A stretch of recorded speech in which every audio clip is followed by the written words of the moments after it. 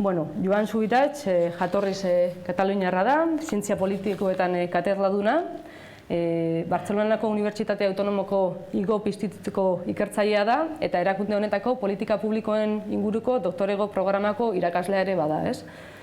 Gobernantza, kudeaketa publiko eta politiko publikoen analisian aditua, gizarte bazterketaz, berrikuntza demokratikoaz eta gizarte zibilaren inguruan ere egin du lan, ez? Pertsona erreferente bat da, bai egin ditu, ez? Publikatu dituen artikulu, liburu eta beste publikazio batzuegatik eta bai egin duen lanagatik oro har. Eta gaur eskainiko digun saioaren titulua, programan ikusiko zenuten bezala, nahiko interesgarria da, ez? Si el cooperativismo es la solución, ¿cuál era la pregunta? Nuevas perspectivas en el cambio de época. Nahi duzunean, Jon.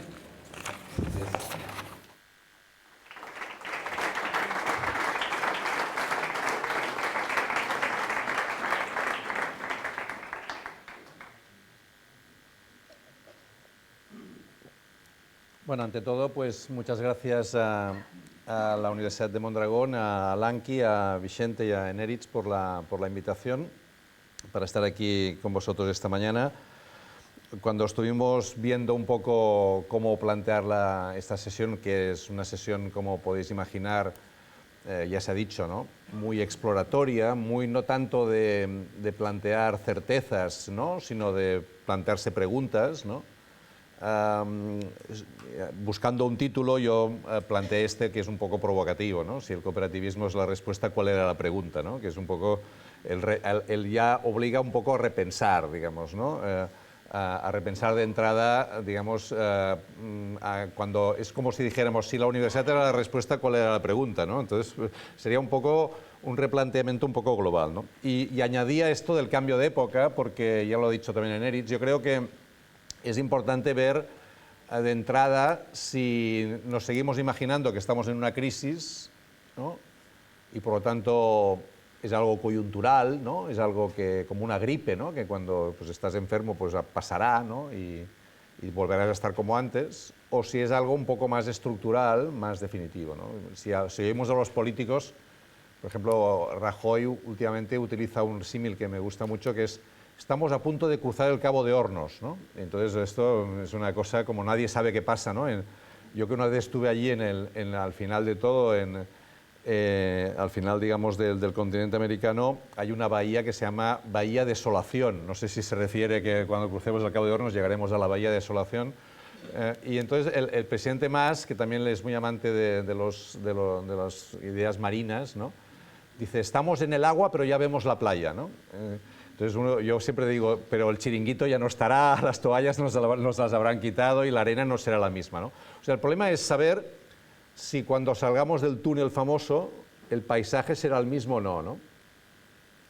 Si realmente estamos en una crisis, entonces solamente tenemos que modular las respuestas, ¿no? O sea, podemos, ¿no? Es como si tuvieras una gripe, pues, y durante unos días tienes que salir menos de casa, ¿no? Porque simplemente estás mal, pero luego estarás bien otra vez. Claro, si resulta que el paisaje es muy distinto, si todo ha cambiado tanto, entonces a lo mejor ya no vale solamente modular las respuestas, sino que tienes que cambiar las preguntas, ¿no? Es decir, la duda, ¿no? Es una duda más que razonable planteársela, porque si los cambios que estamos, digamos, viviendo son de la intensidad y de la magnitud que cambian los sistemas productivos, las relaciones sociales, las formas de comunicarnos, etcétera, etcétera, porque estamos en medio de un cambio tecnológico de una dimensión muy potente, entonces seguramente, ¿no? Tampoco no es que pasemos del día a la noche, pero tendremos que empezar a repensar preguntas, ¿no? Y sobre todo cuando uno de los elementos clave de este cambio de época es que afecta a los espacios de intermediación que no aportan valor. O sea, si la gente puede hacer directamente una cosa que antes pasaba por un espacio de intermediación, la hace. Y ese espacio de intermediación se queda sin función, ¿no? O sea, las agencias de viaje, digamos, antes se dedicaban a comprar, ¿no? Y a vender, digamos, billetes de avión o de tren, y ahora la gente lo hace directamente. Solamente vas a la agencia de viajes si, supongo, me imagino que si quieres ir a cazar elefantes a Botsuana, y a mí no se me ha ocurrido, pero hay alguien que sí, entonces tienes que ir a una agencia de viajes, ¿no? Pero si simplemente quieres comprarte un billete de avión, pues lo haces tú directamente y fíjate, estás reemplazando trabajo haciéndolo, ¿no? Estás buscando qué compañía aérea tiene el billete más barato, estás mirando qué precio tiene, estás sacándote las tarjetas de embarque, estás trabajando, ¿no? Haciendo cosas que antes hacía otros y estás sustituyendo procesos de intermediación haciéndolo directamente, ¿no? Y lo mismo puede pasar en muchos otros espacios, ¿no? En las universidades, ¿no? Antes el rector hablaba de un MOOC. Nosotros el año pasado hicimos un MOOC de políticas públicas. Tuvimos 15.000 alumnos de 60 países distintos, ¿no? Y realmente pues fue para nosotros toda una experiencia, ¿no? Claro, dijeron, ¿no? ¿Pero cuántos han acabado el curso? Porque al final incluso hay pruebas y tal. Y solo acabó el 20%. Pero el 20% de 15.000 son 3.000. ¿no? O sea, no es que sea una cifra pequeña, ¿no? Y exactamente esto va a sustituir, yo creo que no puede sustituir la universidad, pero está introduciendo lo que yo llamaría un Fordismo educativo, ¿no? Está convirtiendo, digamos, un sistema de producción de masas, ¿no? a nivel educativo, gratuito y a nivel para todo el mundo, ¿no? Yo creo que son preguntas, ¿no? que un poco lo planteo así de entrada para justificar el por qué planteé este título, ¿no? Esta es un poco la hipótesis. Lo decía también Eneritz, ¿no? Yo creo que el cooperativismo, yo no soy un experto en cooperativismo, ¿no? Sí que últimamente pues desde el IGOP estamos trabajando en este tema, hemos creado un posgrado de economía cooperativa que ya lleva unas cuantas ediciones, tenemos un programa de emprendizaje social que se llama Starter, que también lo hemos impulsado desde esta idea de ecología social, digamos, ¿no? De la innovación, ¿no? O sea, no queremos hacer héroes emprendedores, sino queremos que sean gente que trabaja en entornos sociales y crear, por lo tanto, esa ecología social de la innovación. Y en ese sentido estamos preocupados en este tema, pero yo no me considero un experto en cooperativismo, ¿no? Pero por lo que entiendo, el cooperativismo ha convivido, ¿no? con el sistema capitalista, manteniendo relaciones más o menos cordiales, estableciendo espacios híbridos, ¿no? Compartiendo mercado, ¿no? Y lo que ha caracterizado básicamente el cooperativismo, aparte de una fórmula jurídica distinta también, es lo que ha demostrado históricamente es una gran capacidad de resiliencia, ¿no? Es decir, que en momentos de crisis, ¿no? Es más capaz, ¿no? De amortiguar, ¿no? Los efectos de la crisis y de sobrevivir, ¿no? Digamos, de manera con menos costes sociales de los que normalmente el capitalismo incorpora a sus elementos, a sus crisis, ¿no? El capitalismo no está especialmente preocupado por los costes, por las externalidades que su sistema económico genera. No le preocupa la competencia y la excelencia, no le preocupa, digamos, la parte negativa, la exclusión, lo que esto puede provocar, ¿no? Y en cambio el cooperativismo de alguna manera está mucho más, digamos, incorporando ese elemento, ¿no? Podríamos decir que el cooperativismo ha tenido una cierta, al menos yo me lo planteo así, luego discutiremos y hablaremos sobre este tema, ¿no? Pero creo que ha sido una visión más defensiva, probablemente, que una visión más de alternativa, ¿no? Hasta ahora, creo. Hay algunas excepciones, ¿no? Por tanto, podríamos decir que ha sido más periférico al sistema capitalista, ¿no? Algunas excepciones, claramente, este valle es una excepción, ¿no? Pero también lo es lo que ocurre en muchos casos, por ejemplo, en Quebec, ¿no? Donde hay experiencias muy interesantes, territorialmente muy asentadas también en el mundo cooperativismo, en algunas zonas de Francia. Lo que ocurre, por ejemplo, en Uruguay, ¿no? Uruguay es un ejemplo de un país, por ejemplo, que en temas, por ejemplo, ahora estoy dirigiendo una tesis doctoral sobre cooperativismo de vivienda. Y los dos casos que está trabajando Lorenzo Vidal-Folk, que es el que la está haciendo, es Dinamarca y Uruguay, ¿no? Y en los dos casos tenemos una estructura de cooperativa en vivienda espectacular, ¿no? Y que en momentos como los actuales de cambio de época está manteniendo, ¿no? Un tejido, ¿no? muy básico, como es de la vivienda, que es muy importante tener, ¿no? Por lo tanto, sí que podríamos decir que hay espacios, ¿no? A nivel global en el que el cooperativismo es relevante, significativo, y si vemos las cifras globales, pues evidentemente es importante. Pero volviendo a la pregunta inicial, ¿pero cuál era la pregunta? ¿La pregunta era resistir mejor?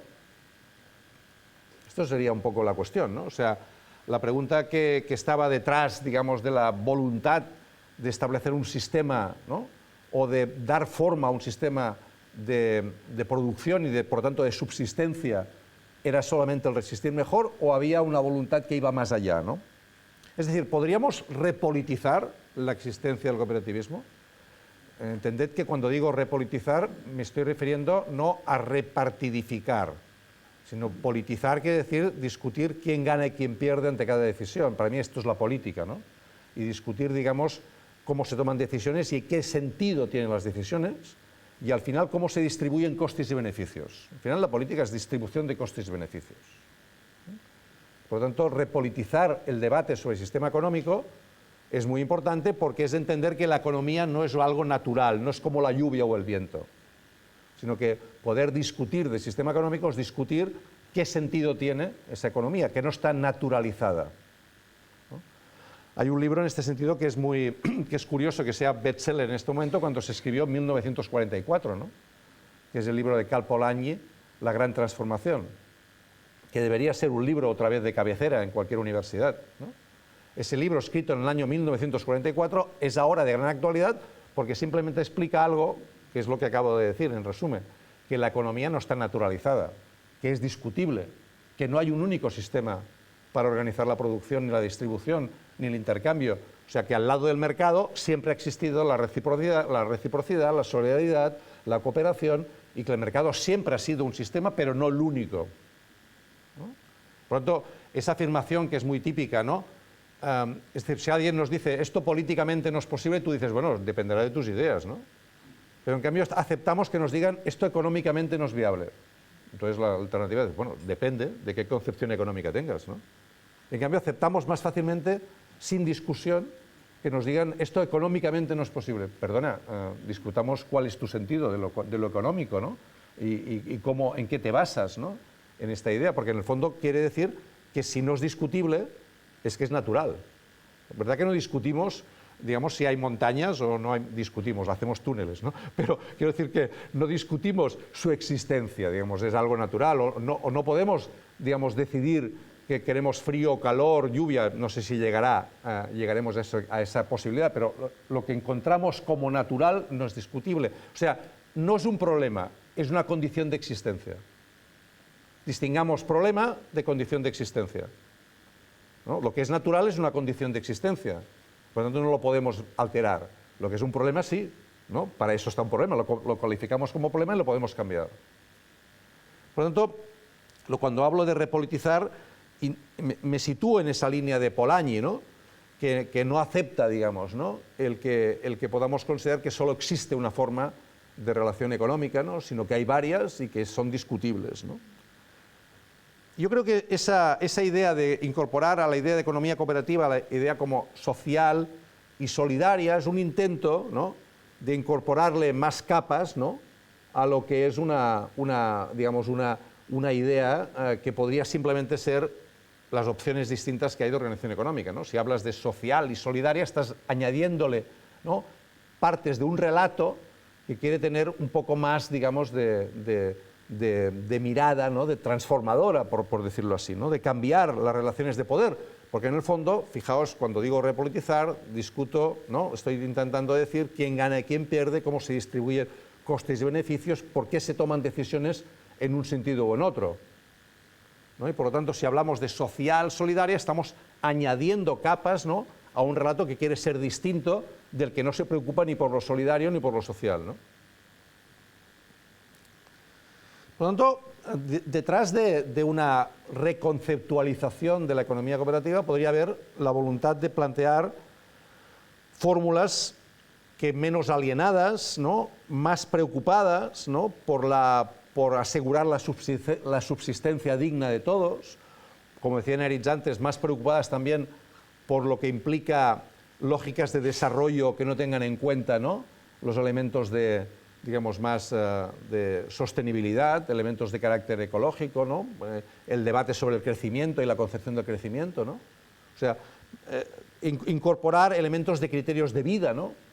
¿Qué sentido, cómo relacionamos la economía con la vida, ¿no? y tiene sentido el modelo económico que tenemos en relación al modelo de vida que quisiéramos tener, ¿no? El cuidado, el depender unos de otros, ¿esto está recogido en nuestra forma de relación económica o no? ¿No? Porque a lo mejor hay solamente un criterio de ser autónomo, individual, ¿no? y buscar tu proyecto de éxito, ¿no? Cuando en cambio, al lado de la autonomía individual, deberíamos cada vez reconocer que tenemos más interdependencias y que dependemos más unos de otros. ¿Cómo relacionamos la autonomía con los lazos, con los vínculos, ¿no? ¿Cómo trabajamos con un sistema económico que tiende a no considerar eso? O sea, que premia a lo que dicen en inglés a los free riders, ¿no? a los que quieren viajar gratis, ¿no? A los polizones, a los que no les preocupan los efectos que su éxito genera a los lados, ¿no? ¿Esto cómo lo hacemos, ¿no? Por tanto, ¿podríamos hablar o no de sociedad cooperativa o solamente hablamos de producción? ¿No? ¿Y qué sentido tiene esa idea de sociedad cooperativa en un entorno en el cual las cosas cada vez están cambiando más, ¿no? Y ahí es donde recupero un poco el hilo conductor del principio, ¿no? Con lo del cambio de época, ¿no? Claro, es un momento para replantearse preguntas. O sea, si no lo hacemos ahora, ¿cuándo, no? ¿Por qué? Porque está todo moviéndose. O sea, no lo digo yo, que tendría poco, digamos, capacidad de persuasión, pero si añadimos más gente que dice que estamos viendo ese cambio de época, o sea, una revista como The Economist, que no es precisamente el manual de la economía cooperativa, ¿no? Pues en un extra que hizo hace 1 año y medio o 2, hablaba de la tercera revolución industrial. Y decía, ha habido 3 grandes momentos, ¿no? en la edad contemporánea, donde el cambio productivo ha provocado cambios sociales, políticos de gran envergadura, ¿no? El primero fue con la máquina de vapor, ¿no? Finales del siglo XVIII, principios del siglo XIX, cuando, digamos, empezó a producirse todo el cambio que precisamente Cal Polanyi en el libro de la Gran Transformación señala, ¿no? de traspaso de la población del campo a las ciudades, digamos, la primera generación de capitalismo industrial, ¿no? Las novelas de Charles Dickens, ¿no? Las miradas que tenemos de la Inglaterra, ¿no? de principios del XIX, durante el XIX, ¿no? Y eso provocó, decía The Economist, grandes cambios en la estructura, por ejemplo, de poder, ¿no? Fue el paso de los estados absolutos a los estados liberales, ¿no? Y, por tanto, procesos de cambio productivo que tuvieron, digamos, plasmaciones también en el ámbito político, representativo, etcétera, etcétera. La burguesía tomó, digamos, posiciones muy potentes en este campo, precisamente erosionando sistemas de solidaridad y de reciprocidad que existían históricamente. Por ejemplo, es lo que llaman los ingleses la época de las enclosures, ¿no? De los cercamientos, ¿no? Cuando empezaron a acercarse los campos, ¿no? Diciendo, no es productivo el bien común, ¿no? Los bienes comunales no son productivos, es mejor que cada uno se ocupe de su pedazo de tierra, ¿no? Porque entonces esto será mucho más productivo, y empezó digamos, a encerrarse, ¿no? A producirse cercamientos, ¿no? La segunda, dice, revolución industrial, decía The Economist, es la de principios del siglo XX, ¿no? El Fordismo, ¿no? El señor Henry Ford, ¿no? Crea la fábrica en California, ¿no? Donde se hacen los Fords, en 1913, ¿no? Y esto es el inicio de algo que es de una gran revolución, que es la capacidad de producción de masas, ¿no? O sea que de golpe, aquello que eran productos que solamente podían tener acceso a los mismos muy poca gente, el coche, la lavadora, la nevera, de golpe se convierten en productos masivos, ¿no? Con un pequeño matiz, que son homogéneos, o sea, que son los mismos para todo el mundo, ¿no? Cuando le preguntaban a Henry Ford, ¿de qué color puede ser el Forte? Dice, tenemos varias opciones, negro, negro o negro, ¿no? Usted escoja la que quiera, ¿no? Porque era el Forte de color negro. Ese era el coche que hacían, ¿no? Luego ya, evidentemente, más tarde empezó a diversificarse, pero la hipótesis era, antes había el Bugatti, ¿no? Que le hacían a alguien a medida, ¿no? Artesanalmente, y el Forte era para todos. El sistema productivo, como sabéis perfectamente, cambió radicalmente. Entonces estamos ante la gran fábrica, ¿no? La gran fábrica, ¿no? La estructura de producción taylorista, ¿no? Y por lo tanto, esa gran fábrica genera también la gran acumulación de clase obrera trabajando juntos en un espacio fabril y creando ese gran espacio de intermediación productiva, ¿no? que es la fábrica, ¿no? Ese final de la película de Novecento de Bertolucci, ¿no? que aquí los más mayores os acordaréis, ¿no? que es esa salida de la fábrica, ¿no? de los trabajadores con la chimenea al fondo, ¿no? todo hombres y una mujer con un niño en brazos. ¿no? Y esa es lo que reproduce Bertolucci del cuadro del Cuarto Estado. ¿no? Y esa foto es la división sexual del trabajo y es la estructura de clase obrera. ¿no? Empieza la película en una gran casa rural, porque son 4 o 6 horas de película, ¿no? Empieza en una casa rural en la Emilia-Romagna y acaba con la foto de la fábrica. ¿no?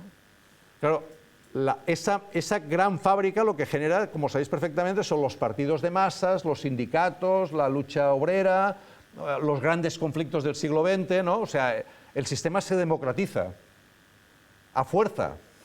O sea, se democratiza por la fuerza de la gente que exige democratización. Por tanto, ese cambio tecnológico es también un gran cambio político, social, una gran sacudida de muchos puntos de vista.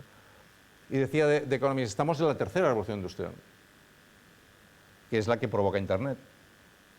Internet no es, como creíamos, tecnologías de la información y de la comunicación, sino que es mucho más. Es el Internet de las cosas, es el Internet de las personas, es el Internet de la producción, de la comunicación, de la relación, de la educación, de todo, digamos. Está modificándolo porque es un sistema que permite, ¿no? ese cambio tecnológico permite producción distribuida y por lo tanto está permitiendo ya que no tengas que concentrar la producción en un sitio, sino que la puedas distribuir donde impresoras de 3 dimensiones puedan hacer muchísimas cosas que antes tenías que hacerlo de manera concentrada, viajarán archivos, no productos, ¿no? Por lo tanto, eso cambia radicalmente los formatos en los que estamos acostumbrados a trabajar desde el punto de vista productivo. En general, evidentemente, como casi siempre, cada revolución industrial se solapa con la anterior y se mantienen. O sea, no es aquello que desaparece todo, ¿no? Sí, que se van solapándose y van creando capas, ¿no? Y es evidente que también Internet tendrá efectos en el campo, ya los está teniendo, ¿no? Digamos, cuando ves los cacharritos estos volando, ¿no? y controlando, ¿no? Digamos, producción agrícola o etcétera, etcétera, estás viendo, ¿no? Lo que implican, ¿no? ese tipo de cambio tecnológico también en espacios donde no te imaginabas, ¿no? Esa tercera revolución industrial, ¿qué está provocando? Está provocando fenómenos que sabemos. Por ejemplo, el capitalismo está cambiando o ha cambiado radicalmente de un capitalismo industrial a un capitalismo financiero. Yo cuando era joven, que tengo 64 años, pues los ricos eran los fabricantes. Ahora un industrial es un pringao. O sea, es un tío que tiene que pagar los salarios, las pensiones. ¿Quién es el rico? El que le deja el dinero para que siga pringao. O sea, los importantes son los financieros, porque además tienen una gran ventaja los financieros, ¿no? Que no tienen por qué estar territorializados. Eso es básico en el nuevo mundo, ¿no? La idea de la deslocalización, de las no raíces, de la posibilidad de estar trabajando 24 horas al día, ¿no? Cuando cierra Tokio, abre Londres, y cuando cierra Londres, abre Nueva York, y cuando cierra Nueva York, abre Tokio, ¿no? Y vas dando vueltas, ¿no? Y vas creando sistemas de generación de riqueza que no tienen nada que ver con la producción. No sé si visteis aquella película Margin Call, ¿no? Que era una película que hablaba de las 24 horas de quiebra de Lehman Brothers, ¿no? Y donde al final nadie sabe muy bien por qué está quebrando Lehman Brothers, y entonces llaman al único que sabe, que es un ingeniero aeronáutico que está allí, que es el único que entiende el algoritmo. Y los dos ingenieros que están allí dicen uno al otro, ¿te acuerdas cuando hacíamos cosas útiles, un puente, ¿no? Y la gente pues se ahorraba todo un recorrido y pasaba por el puente. Y dice, ¿ahora qué hacemos? Dice, no sé qué hacemos, ¿no? Estamos, digamos, vendiendo algo, ¿no? Sabéis que hace poco pusieron una multa millonaria de 1.000 millones de euros, creo que pusieron de multa, o no me acuerdo, una cifra espectacular, a un grupo de bancos europeos que se ponían de acuerdo en que los espacios entre cada 60 segundos que cambia la cotización de las divisas, compraban de golpe millones y millones de dólares. Esto provocaba el cambio en el siguiente, ¿no? minuto de la cotización, y el otro minuto vendían todos los, ¿no? estaban ganando pasta sin hacer nada, o sea, no tenía nada que ver con la relación productiva, ¿no? O sea, no generaban riqueza de verdad, pero en cambio generaban mucha riqueza para ellos, ¿no? Y se calcula que la multa que les pusieron era un 2 o un 3% del total que habían ganado desde que lo estaban haciendo, ¿no? Sabéis que el 40% de las transacciones financieras de las bolsas en el mundo las hacen máquinas, ¿no? Las machine trading, no me acuerdo cómo se llaman, ¿no? Tienen muchas de ellas en Suiza, y que compran simplemente y venden acciones sobre la base de algoritmos creados por sí, ¿no? Por lo tanto, no hay ni una intervención humana, porque se entiende que el humano puede provocar retrasos o puede tener sentimientos, y es mejor que la máquina lo haga, ¿no? O sea, esto realmente nos está diciendo que la relación entre el gran sistema económico global y la realidad, ¿no?, de la subsistencia cada vez está más descolocada, ¿no? Y ahí es donde tenemos un problema grave, porque, digamos, habíamos encontrado más o menos formatos de compensación de los efectos negativos que tenía el capitalismo, ¿no? O sea, de hecho, empezó ya con Bismarck, ¿no? Bismarck, la República de Weimar y la Segunda Guerra Mundial fueron los que provocaron, ¿no?, que llegáramos al 45 y estableciéramos el sistema de economía, digamos, de welfare, ¿no?, de sistema de estado de bienestar, para compensar en Europa, en una parte del mundo, los efectos negativos del sistema, ¿no? Una película que os recomiendo magnífica es el documental que ha hecho Ken Loach, ¿no?, sobre el inicio del welfare state en Gran Bretaña. Vale la pena verla, ¿no? Se llama El espíritu del 45, ¿no? Es un documental, no es una película, ¿no? Pero explica muy bien el por qué el año 45, cuando se hacen las elecciones después de la Segunda Guerra Mundial, en vez de ganar Churchill, que era el héroe de la guerra, ganaron los laboristas. Porque realmente la gente lo que quería era que el triunfo en la guerra mundial contra el nazismo tuviera efectos en la salud, en la vivienda, en la educación, ¿no? Y se crea el National Health Service, el sistema público educativo, las viviendas públicas, se nacionalizan las minas, los transportes, ¿no? Porque la gente dice, no volverá a pasar como la Primera Guerra Mundial, que ganamos la guerra y no sirvió para nada.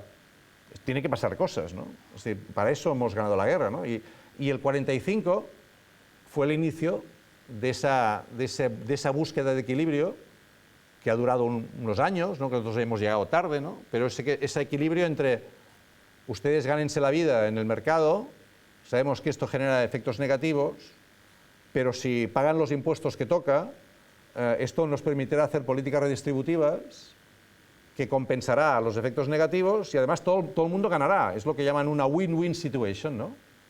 Porque ustedes ganan porque siguen siendo los más ricos y funcionan bien, pero sean un poco solidarios, y esto redistribuye y además esto genera más capacidad de consumo de la gente, por lo tanto todo el mundo gana. Y desde el 45 al 75 esto funcionó. O sea, de hecho, el libro de Piketty, ¿no?, del Capital, explica muy bien que del 1900 a 1945 el 10% de la población europea tenía más del 50% de la riqueza. Del 45 al 75 el 10% de la población europea tenía el 25% de la riqueza. Y del 75 hoy el 10% de la población europea tiene más del 50% de la riqueza. O sea, lo que pensábamos que era el estado de bienestar como algo ya definitivo, se está convirtiendo en una excepción histórica. Esto es bastante complicado de aceptar, ¿no?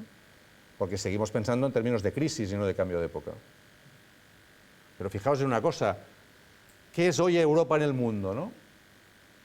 Hay un artículo de Nacho Torreblanca en El País que eran 3 cifras, ¿no? 6, 25, 50. Dice, Europa es hoy, la Unión Europea es hoy el 6% de la población mundial, el 25% de la producción del mundo y el 50% del gasto social del mundo, ¿no? Dice, ¿qué decía Torreblanca? Dice, las 3 cifras van a bajar, ¿no? Antes comentábamos con el rector, demográficamente Europa es un continente en declive, productivamente vamos a mantener, ¿no?, una capacidad productiva, pero estamos a la baja en comparación con el resto del mundo. Y lo del gasto social es muy complicado porque, digamos, el modelo del 45 se basaba en que los ricos aceptaban pagar impuestos, porque territorialmente estaban enclavados territorialmente. Pero ¿esto es así? O sea, uno de los grandes problemas que tenemos y que está aceptado, ¿no? O sea, hemos hecho presidente de la Unión Europea al tipo de Luxemburgo que hizo el pacto con las empresas para que pagaran el 1% de impuestos. O sea, tenemos una moneda única común, pero 18 sistemas tributarios en competición. ¿No? Irlanda, Holanda, Luxemburgo, cada uno hace el sistema tributario que le interesa y compite con los demás. Y por lo tanto, no hay un problema solamente de evasión fiscal, que hay mucha, sino de elusión fiscal. O sea, de que utilizando el sistema legalmente previsto, la gente, digamos, es capaz de eludir, ¿no? O sea, por ejemplo, Starbucks en España declara pérdidas, porque tiene la sede en Irlanda, allí paga el 14% de impuestos, aquí estaría pagando el 30%, compra todos los productos en Irlanda y se lo cobra muy caro, entonces tiene pérdidas en España. Y le dicen, ¿por qué no compra café en otro sitio? Y dice, no, porque la gente quiere que Starbucks. Y por lo tanto, si voy a Starbucks y me dan otro café, pues no, esto no es, ¿no? O la señora aquella que puso una denuncia a Ryanair y la ganó, porque le habían hecho cualquier perrería, ¿no? Y el juez decretó que tenían que pagarle a la señora 1.500 euros de sanción, y Ryanair dijo que lamentablemente en las cuentas que tenía España solamente tenía 350 euros y no podía pagarle a la señora los 1.500 euros. Y el año pasado ganó 1.400 millones de euros Ryanair en Irlanda, ¿no? O sea, realmente somos capaces de mantener, ¿no?, el sistema en el sentido de win-win, porque claro, esto se basaba en una estructura territorial, ¿no?, en un mercado nacional y en un Estado nacional, y eso en el equilibrio. Pero si el mercado es global y el Estado sigue siendo territorial, ese desequilibrio no nos funciona a esos efectos, ¿no? O sea, tenemos un problema porque la capacidad de mantener la lógica redistributiva es complicada. Fijaos que ahora el debate en la socialdemocracia europea es un debate sobre la predistribución, no sobre la redistribución. O sea, ¿qué están diciendo? Como va a ser muy difícil mantener lógicas redistributivas, ¿no?, vamos a intentar que antes de que tengamos el problema busquemos frenos a las desigualdades. ¿Esto qué quiere decir? Por ejemplo, el debate que ahora hay en Londres, en Seattle, en Estados Unidos, sobre un salario mínimo hora. Porque el problema que ahora tenemos es que los salarios han tendido a la baja, en general, ¿no? Entonces, una persona que en Londres quiera vivir sin acabar yendo a los servicios sociales, la pregunta es, ¿qué tiene que cobrar a la hora? Y la respuesta que están encontrando es 11 pounds. 11 pounds deben ser unos 13 euros, entre 13 y 14 euros la hora.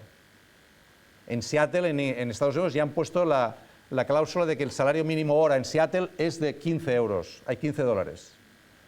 La gran victoria de los trabajadores de Walmart, ¿no?, que es la gran, digamos, supermercado super neoliberal americano, es que han conseguido fijar el salario mínimo hora en Walmart a 9 dólares la hora.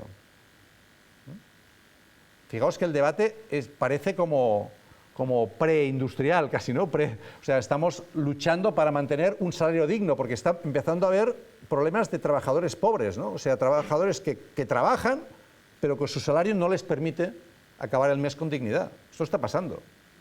O sea, el promedio de salario de un joven de 16 a 29 años en España es de 11.000 euros anuales. Este es el promedio hoy. O sea, esto explica que seamos el país, juntamente con Grecia y Malta, creo, que tengamos la tasa de emancipación juvenil más tardía de toda Europa. Estamos en 30 años como promedio. Las jóvenes antes, 27, 28 años, los jóvenes en 32, 33. ¿Sabéis cuál es la edad promedio de Suecia de emancipación juvenil? 19 años. O sea, la gente a los 19 años está fuera de casa. ¿No? ¿Por qué? Porque realmente la cantidad de ayudas que hay para que eso funcione, ¿no?, es muy importante, ¿no? Aquí estamos en otro escenario muy distinto. Vosotros tenéis la renta garantía de ingresos. que esto es Hollywood si lo comparamos con lo que ocurre. O sea, tenéis el 3%, ¿no? Si no me acuerdo mal, de la población vasca recibiendo la renta garantía de ingresos, 650 euros, si no estoy equivocado, ¿no? Estos son 450 millones de euros al año, ¿no? Estáis en cifras parecidas a las de Francia, Alemania, Gran Bretaña, 3,3 en Alemania, 3 en Francia, 2,8 en Gran Bretaña. ¿Cuál es el promedio en España? 0,14, que recibe algo parecido. En Cataluña, 0,45. O sea, en Cataluña, la PIRMI, que sería la renta garantía de ingresos, que está en 470, la reciben el 0,45% de la población y nos gastamos 170 millones de euros al año para una población de 7 millones y medio. Vosotros os gastáis 450 para una población de 2 millones y medio. No llega, pero más o menos.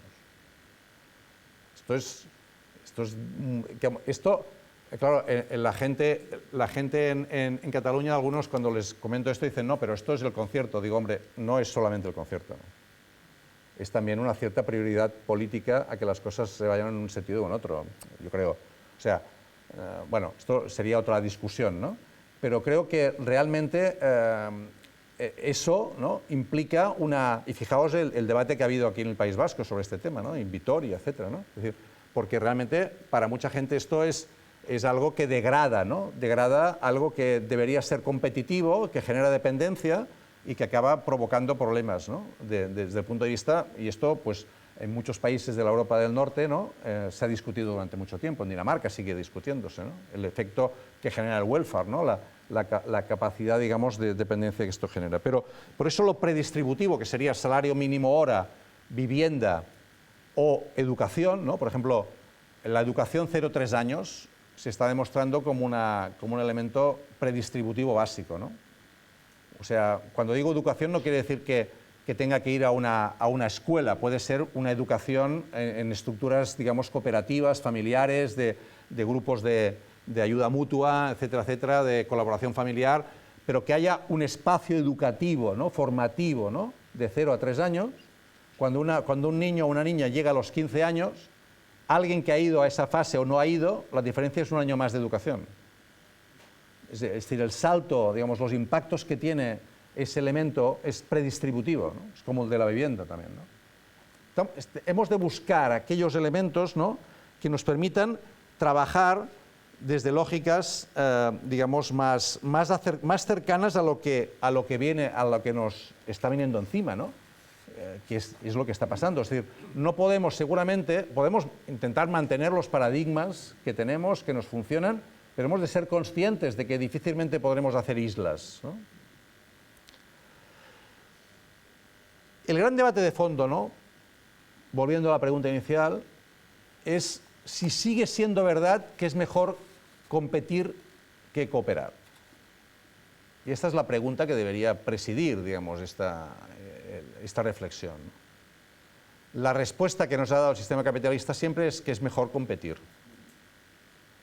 Jeremy Rifkin, en un libro que os recomiendo intensamente que os leáis, que es La sociedad de coste marginal cero, ¿no?, en este libro Rifkin dice que es mucho mejor cooperar que competir y que el mundo en el que estamos entrando, de esa tercera revolución industrial, digamos, premia la cooperación y no la competición. Tenemos un ejemplo bastante evidente, ¿no? Es decir, Internet está provocando que en muchos casos la capacidad de innovación que genera la cooperación, ¿no?, sea imbatible desde el punto de vista de la competencia, ¿no? Es decir, si tú tienes un sistema de código abierto como Linux, la capacidad de mejora que tiene Linux será siempre superior a cuando ese sistema lo cierres. Si tú tienes una construcción colectiva de conocimiento como es Wikipedia, siempre será mejor Wikipedia que la Enciclopedia Británica, que ha tenido que cerrar, por otro lado, ¿no? Después de 244 años que se hacía, ha tenido que cerrar porque no puede competir con Wikipedia. Y diréis, no, pero Wikipedia tiene muchos errores. Digamos, el trabajo que hizo Nature, ¿no?, que es una de las revistas más importantes del mundo a nivel científico, ¿no?, Science y Nature son las dos grandes revistas. Nature comparó los errores hace 5 años, los errores de Wikipedia con los errores de la Enciclopedia Británica. cada 4 errores de la Wikipedia encontró 3 en la Enciclopedia Británica. Pero, después de 5 años, la Enciclopedia Británica ha cerrado y Wikipedia tiene el 70% de las entradas de Wikipedia están en proceso de edición. O sea, que hay gente que las está cambiando. O sea, esto es imparable, digamos, ¿no? O sea, fijaos lo que está ocurriendo con Wikipedia. Es decir, tú puedes hacer una guía de turismo utilizando Wikipedia. Hay gente que lo hace, ¿no? O sea, toma los datos de Wikipedia y hace una guía de turismo. Entonces, por lo tanto, pasa del producto abierto al producto cerrado y lo vende. Nadie le va a decir nada, ¿no? Wikipedia es un bien común. O sea, lo puedes utilizar. En el momento que lo cierra, está perdiendo la capacidad de innovación que tiene Wikipedia. Por lo tanto, en ese momento, esa guía empezará a ser obsoleta. Y en cambio, en Wikipedia, la obsolescencia se modifica constantemente por la aportación que hace la gente, ¿no? ¿Y quién hace Wikipedia? Pues ni el Estado ni el mercado, ¿no? O sea, Wikipedia se ha cargado a la Enciclopedia Británica, se ha cargado Encarta, que era aquella enciclopedia electrónica que nos quería vender el Bill Gates, ¿no? Bueno, yo tengo la enciclopedia catalana en casa que, como es muy útil para aguantar cosas, me sirve, ¿no? Porque cuando me cae un mueble, pues la pongo y tal, pero evidentemente, ¿quién mira la enciclopedia catalana? ¿No? Será por razones sentimentales, ¿no? Pero está la Wikipedia en catalán, digamos, tiene 800.000 entradas, ¿no? Es la Wikipedia, creo, con más número de entradas en relación a población digamos, que habla esa lengua, ¿no? ¿Y quién hace Wikipedia en catalán? Amical Wikipedia, que es una cooperativa, ¿no? Una fundación y cooperativa, en la cual yo soy miembro, por ejemplo, y que pago 100 euros al año, ¿no? Como creo que somos 150 o 160 que pagamos, y no hay nadie hay una persona que trabaja a medio tiempo, Alex Rigelmo, ¿no? Y nadie más. Y todos los demás son voluntarios, ¿no? Entonces, realmente es una estructura, digamos, mercantil, pública, no recibe subvenciones públicas, ¿no? Es una estructura que es un bien común. O sea, hay una comunidad que está organizada para conseguir que eso suceda, ¿no? Fijaos que otro elemento típico de Internet, que está cambiando muchas cosas, es que es más importante el acceso y el uso que la propiedad. O sea, no es tan importante tener cosas como tener acceso y usar esas cosas. Yo no quiero tener el CD de Joan Manuel Serrat, quiero tener acceso a la música de Joan Manuel Serrat, oírla, disfrutarla, y por el hecho de que lo disfrutemos todos los que estamos aquí, sigue existiendo esa música disponible. En cambio, el CD es un bien rival. O lo tiene Carlos o lo tengo yo. Esa rivalidad de propiedad, en muchos casos en Internet no es rivalidad, sino que el acceso y el uso, en muchos casos incluso mejora el producto. Porque entonces se hace un remix, ¿no? Alguien coge la música de Serrat, le pone algo de más marcha y hace una rumba con la canción, y esto es otro, ¿no? El hecho de que esté abierto el acceso y el uso modifica ese producto y lo hace más potente. Eso es, yo creo, un elemento importante, ¿no? Es decir, ¿puede el cooperativismo acercarse al mundo de Internet? De hecho, el mundo de Internet ya ha encontrado su lógica cooperativa, ¿no? Que es, por ejemplo, Commons, ¿no? Creative Commons, las licencias, los procesos de licencia abierta, Arduino, ¿no? Arduino es una base, digamos, para crear, instrumentos y operadores de todo tipo, ¿no? Para máquinas de todo tipo, y es una pieza de código abierto de un grupo de informáticos e ingenieros italianos que la han puesto a disposición de la gente. Tenemos la idea del open source knowledge, ¿no? Esa capacidad, por ejemplo, de que una impresora de 3 dimensiones ya ha creado una impresora de 3 dimensiones. Hemos dado la vuelta al círculo, ¿no? Por lo tanto, esa lógica interna que tiene el sistema de Internet de cooperación, de código abierto y de mejora constante es algo en el cual, digamos, el mundo del cooperativismo, digamos, tiene interlocución con ese sector o no. Yo viendo lo que ocurre en Cataluña, tiene muy poca interlocución.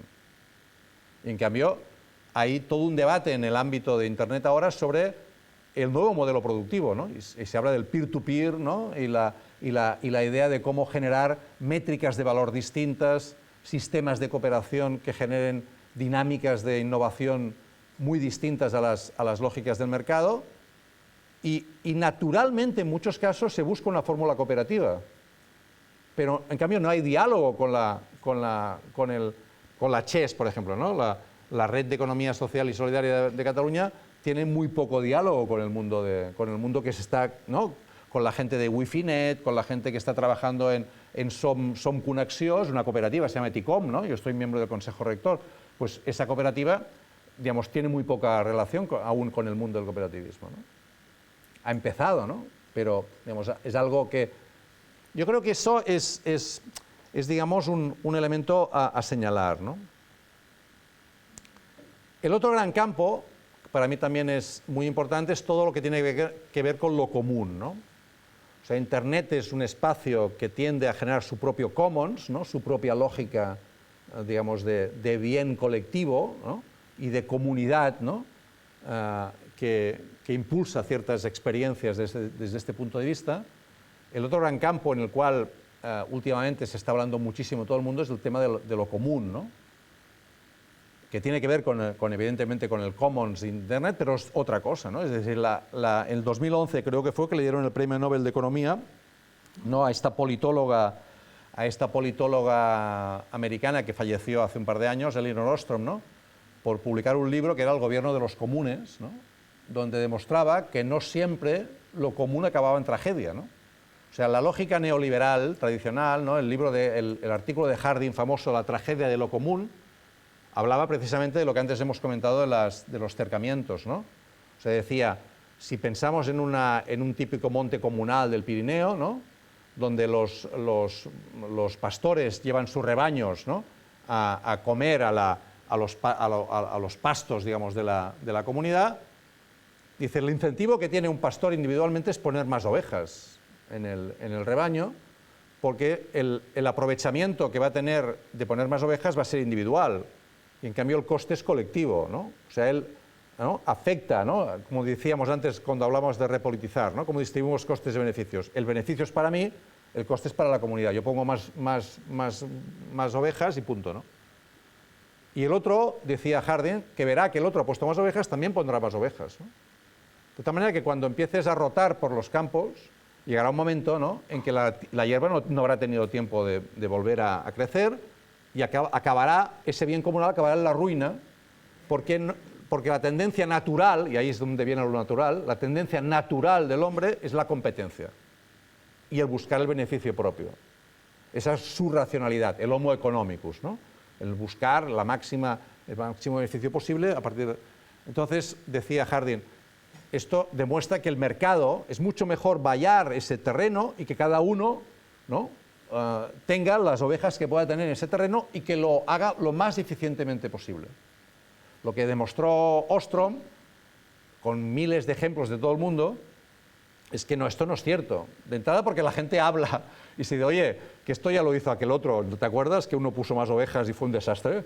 A ver si te acuerdas, ¿no? O si no, vamos a tener que hacer una reunión de aquí de la comunidad y vamos a tener que decirte que esto no puedes ir de freerider por el mundo, ¿no? Y tal. O sea, y hay maneras, digamos, de organizarse históricamente, ¿no? Y lo que demostró Ostrom es que hay un sistema de gobierno de lo común, con reglas internas, ¿no? Con capacidad de sanción, con liderazgo, con procesos de construcción colectiva de ese gobierno, por lo tanto, que es posible gobernar lo común y que no acaba en tragedia. Y lo que demuestra, además, Ostrom, es que para mantener, digamos, la economía más vinculada ambientalmente, que decían ellos antes, la fórmula más resiliente precisamente es lo de los bienes comunes. O sea, la demostración, digamos, los sistemas tradicionales de gestión de los bosques, de gestión del mar, de gestión de la tierra, la que lleva años y años funcionando, es la que ha aprendido de ese proceso y ha sido capaz, digamos, de hacerlo resiliente, porque se jugaba en su subsistencia en ese proceso, ¿no? Por lo tanto, lo que hizo ella es simplemente organizarlo, sistematizarlo y crear unas reglas, ¿no? Que ella aprendió, ¿no? El grupo de trabajo de Indiana aprendió que era lo que formaba. Por lo tanto, aquí tenemos de entrada una triangulación muy interesante, que es la triangulación del mundo de la cooperación tradicional, digamos, más vinculado a la producción, etcétera, que conocemos, que este valle es un ejemplo paradigmático a nivel mundial. el mundo emergente de Internet y de lo común y de la cooperación que ahí se da de manera también muy efectiva, y todo el impulso en el ámbito ambiental que tenemos sobre nuevas formas, que son en muchos casos tradicionales, ¿no?, de recuperar formas tradicionales y ponerlas al día, ¿no? Y la idea de lo común como algo, digamos, también que forma parte de ese escenario, ¿no? Fijémonos que en los tres casos lo que hay detrás es algo que también en la introducción tanto Vicente como Eneritz han planteado, que es el debate de hasta qué punto podemos hablar de lo público sin confundirlo con lo institucional. Ese es un debate clave en estos momentos. O sea, de alguna manera, el modelo que se creó de compensación de los problemas del capitalismo en Europa se creó sobre dos bases, ¿no? Sobre la base de un intercambio desigual con el resto del mundo, hemos de ser conscientes de ello, ¿no? Es decir, aquí vivíamos vivíamos mejor sobre la base del intercambio desigual con el resto del mundo. Y el otro gran tema, el papel del Estado. El Estado es el que aseguraba, ¿no?, que eso funcionara de manera regulada. ¿Qué problema tenemos ahora? Tenemos una lógica globalizada, por lo tanto, en el resto del mundo no están dispuestos a seguir manteniendo lógicas de intercambio desigual y son más conscientes de ese intercambio desigual. Y dos, tenemos un papel más débil del Estado. El Estado, digamos, tiene cada vez más dificultades para mantener su capacidad de regulación y de imposición de criterios. Por lo tanto, lo que hay es cada vez una mayor necesidad de contar con el capital social suficiente a nivel de comunidad como para plantear formatos, digamos, y reglas de relación internas que sean capaces de mantenerse de manera más solidaria y, por lo tanto, más resiliente, sin necesariamente depender de las instituciones públicas. Mejor que sea con las instituciones, pero no únicamente con las instituciones, ¿no? Por lo tanto, esa defensa de lo público como la capacidad colectiva de enfrentarse a problemas comunes, ¿no?, eso es distinto de lo público como lo institucional, ¿no? Esa capacidad colectiva de enfrentarse a problemas comunes pueden incorporar las instituciones, pero no es solamente institucional. Esta sería un poco la hipótesis, ¿no? Tenemos el problema de la comunidad, ¿no? Cuando hablamos de comunidad, claro, cuando empezamos a decir, ¿no?, ¿quién defiende ese bien común? La comunidad. Entonces, la comunidad que es cerrada, es un espacio concreto. O es, como dice David Harvey, la comunidad son aquellos que están dispuestos a defender ese bien común. Por lo tanto, una idea de movilización. La comunidad es la comunidad movilizada para defender ese bien común. Por lo tanto, no es algo estático, ¿no? Es algo que tiene que ver con esa movilización, ¿no? Fijaos que están apareciendo, ¿no?, en España y ahora también en distintas partes, ¿no?, en lo común, ¿no? Está apareciendo y esto está plasmado políticamente, ¿no?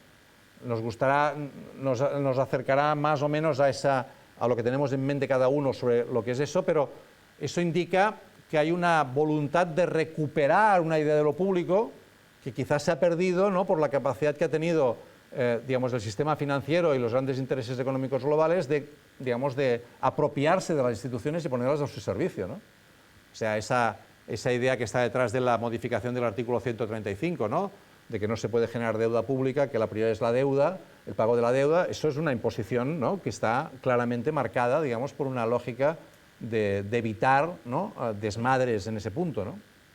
Y ahí es donde estamos en el dilema, ¿no?, estos días hablando sobre Europa se ve claramente, ¿no?, en el dilema de lo que implica el sistema económico y de lo que es, en cambio, las dinámicas sociales, populares, ¿no?, la capacidad de decisión que está muy condicionada por esos elementos, ¿no? Entonces, ¿cómo defendemos, digamos, esa idea de lo público? ¿Cómo defendemos esa idea de lo colectivo? ¿Cómo defendemos esa idea que no sea tampoco cerrada, ¿no?, sino que sea abierta y con capacidad de transformación, ¿no? Yo creo esa es un poco la idea, ¿no? Es decir, ¿qué oportunidades nos plantea la nueva época, ¿no? Sabemos los efectos de mayor vulnerabilidad, ¿no?, que está provocando, de fragilización de la fábrica social, digamos, ¿no? El cambio de época está fragilizando la fábrica social, ¿no?, la estructura de organización social, está haciendo más frágiles los lazos familiares, la capacidad de subsistencia, está, digamos, está convirtiendo a muchos jóvenes que buscan esa emprendeduría en autoexplotadores de sí mismos, ¿no? Claro, yo llevo 41 años de profesor universitario, antes se lo decía el rector, ¿no? O sea, como soy además funcionario, tengo 13 trienios ya, ¿no? O sea, porque sabéis que en la función pública cada 3 años nos dan un premio por resistir, ¿no? Entonces ya tengo 13 trienios, ¿no? Claro, mi hija mayor, Ana, que tiene 28 años, tiene 14 meses cotizados en la Seguridad Social y tiene 12 trabajos. O sea, su lista, ¿no? En una generación ha pasado de que yo solamente he tenido un trabajo en mi vida a mi hija mayor, que ya tiene 14 meses, 12 trabajos. Entonces, esa idea de trabajo-vida, que para mí era normal, ¿no? Usted, Joan Subirats, ¿qué es? Yo soy profesor universitario. Esta ha sido mi vida, mi trabajo. A Ana, cuando dicen, Ana Subirats, ¿quién es? Pues no sé, depende de hoy, mañana. Mi segunda hija, que es Clara, ¿no? Ella es autónoma dependiente, que es eso fantástico, ¿no? O sea, que es autónoma, ¿no? Por lo tanto, trabaja en un sitio donde la mesa no es suya, el ordenador no es suyo, la silla no es suya, pero ella es autónoma. Cuando ella decide si tiene vacaciones o no, si no, su horario, es mentira, claro. O sea, es como aquella pensión de Madrid que decía, solo se admiten viajeros estables, ¿no? Pues ella es autónomo dependiente, ¿no? O sea, es algo que no funciona. Pero claro, el otro día me decía, no, pero estoy contenta porque estoy trabajando mucho y tal, pero digo, ¿y horarios? Dice, no, bueno, claro, papá, ¿qué quieres? Los horarios, ¿no? Yo estoy con este proyecto y tal. O sea, entonces, claro, este coreano, que no sé cómo se llama, que ha hecho el libro de la sociedad del cansancio, ¿no? Porque digamos, el sistema ha conseguido ya que no haya explotadores, o sea, que la gente se autoexplote y que no pueda atribuir a nadie el factor de la explotación. Eso es impresionante. Y luego, claro, ahí donde están los sindicatos. Mis hijas no conocen a ningún sindicalista, no lo han visto nunca. O sea, no forma parte de su escenario natural, porque o son autoexplotadas o están trabajando en precario, son precariado, no son proletariado. Entonces, tenemos un sistema, digamos, que cada vez está rompiendo los moldes que habíamos creado, construido de manera defensiva y que ahora tiene otros formatos, digamos, de explotación mucho más, ¿no? Es aquello que decía la delegada de la ONU hace años, decía, hay algo peor que ser explotado, que es no ser explotado, ¿no? Entonces, estamos entrando en un terreno en que aparentemente la no explotación funciona como un sistema ya, digamos, generalizado, ¿no? Y ahí, digamos, esa división clarísima, ¿no?, entre el mundo de los mayores, ¿no?, y el mundo de los jóvenes, ¿no?, cada vez, digamos, más segmentados, ¿no?, como el mercado de trabajo, ¿no? O esos mayores que llevan mucho tiempo buscando trabajo y no lo van a encontrar ya, ¿no? Es decir, ese cambio en el propio concepto de trabajo, que ha sido clave en toda la historia, digamos, de las luchas sociales del siglo XX y del siglo XIX-XX, hoy el propio concepto de trabajo tiene muchas dificultades para mantener. O sea, deberíamos empezar a separar lo que es trabajo de lo que es ocupación. O sea, lo que es ocupación es lo que el mercado reconoce como trabajo, pero hay mucho trabajo, esto lo saben perfectamente el feminismo, ¿no? Hay mucho trabajo no reconocido como trabajo, que es muy importante, pero cada vez socialmente hay más trabajo que no es ocupación, pero que es trabajo. ¿Cómo logramos comunitariamente incorporar esa idea de trabajo, ¿no?, en esa dinámica que nos permita también plantearnos los retos que están planteados, ¿no? Por tanto, tenemos mucho trabajo ahí, ¿no?, en el sentido, ¿no?, de articular esos escenarios distintos y ser abiertos, estar dispuestos a experimentar, a ser híbridos, ¿no?, a buscar fórmulas más de cooperación. También con por ejemplo, la gran importancia que tiene el mercado social, ¿no? O sea, la conexión de esos mundos, ¿no?, la capacidad de conectar esos mundos y de articularlos, ¿no? El trabajar mejor con el tercer sector, ¿no? Es decir, yo me acuerdo muy bien que la primera vez que fui a hablar sobre cooperativismo con Jordi Vía y con Jordi García Jané fue hace 10 años, cuando llevábamos muchos años trabajando en el IGOP en políticas sociales, y les dije, quiero hablar con vosotros porque me estoy dando cuenta de que esto de las políticas sociales son políticas de final de cañería. O sea, nosotros trabajamos, perdón la expresión, con los residuos que el sistema genera, pero intentamos mejorar, ¿no?, que esa situación, pero sacamos agua del pozo a cubos y nos la llenan con una manguera de palmo, ¿no? O sea, no hay manera de modificar esto si no entramos al principio, ¿no? O sea, si no, como dicen los ecologistas, no se tiene que ser bueno solamente gestionando los residuos, se tiene que evitar que haya residuos, ¿no? Entonces, ¿cómo cambiamos, o sea, cómo articulamos mejor las políticas sociales con las políticas económicas y con la producción y con el trabajo, ¿no? Ese es el reto, ¿no? También. Y ahí el cooperativismo tiene un papel muy importante a jugar, ¿no? Para evitar ser una política de final de cañería también en el ámbito social, ¿no? Yo creo que hay un ámbito del tercer sector muy consciente de esto, ¿no? Y cada vez es más consciente de que no puede ser simplemente una fórmula compensatoria, ¿no?, de un sistema, sino que tiene que pensar en términos de transformación, ¿no? Yo creo que el interrogante que yo planteaba al principio, ¿no?, si el cooperativismo es la respuesta a la pregunta, se la está planteando mucha gente en muchos ámbitos distintos, ¿no? Yo mismo o nuestro instituto nos lo planteamos de cuál es el papel que tiene nuestro instituto y esa universidad en un mundo que está cambiando como actualmente, ¿no? Y cómo logramos ser no solamente excelentes académicamente, sino excelentes desde el punto de vista de nuestra capacidad de articulación social, ¿no? Y cómo trabajamos en que las cosas cambien, ¿no? Bien, yo creo que queda media hora para charlar y debatir, ¿no? Si os parece, lo dejamos aquí. Evidentemente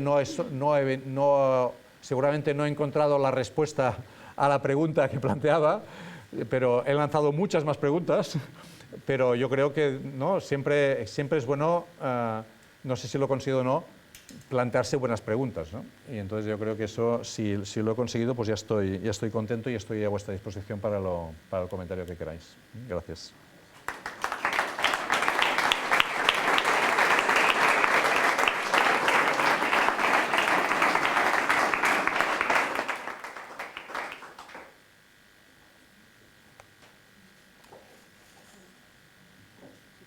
Sí. Sí, vale, muy bien. Joanek aipatu bezala, ordurgitxo bat daukagu orain tartetxo bat, zuen zalantza, ekarpen, gogoetak partekatzeko eta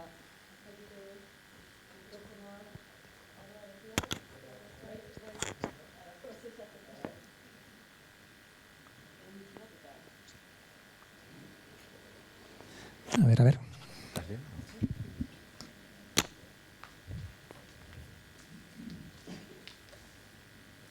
guro zuenian, hemen hau.